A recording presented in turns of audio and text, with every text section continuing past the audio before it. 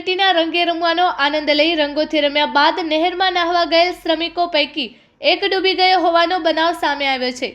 આ બનાવ અંગે વધુમાં પ્રાપ્ત થતી વિગતો મુજબ ઔદ્યોગિક એકમોમાં રજા હોવાના કારણે શ્રમજીવીઓ ધૂળેટીની ઉજવણીમાં ભરપૂર મોજ કરી હતી।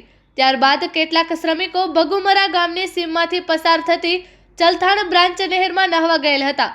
આ નહેરમાં નહાવા પડેલ 3 શ્રમિકો પૈકી એક 35 વર્ષીય મુકેશભાઈ લક્ષ્મણભાઈ પાસવાન નામનો શખ્સ પાણીમાં ડૂબવા લાગતા લોકોએ બચાવવા કોશિશ કરી હતી, પરંતુ લોકોની કોશિશ કામ ન લાગતા બારડોલી ફાયરને જાણ કરવામાં આવતા તેમની ટીમ બનાવ સ્થળે પહોંચી હતી અને શોધખોળ કરવા છતાં કોઈ પત્તો ન મળતા નહેરનું પાણી બંધ કરાવી બાદમાં તપાસ શરૂ કરવાનું સામે આવ્યું છે।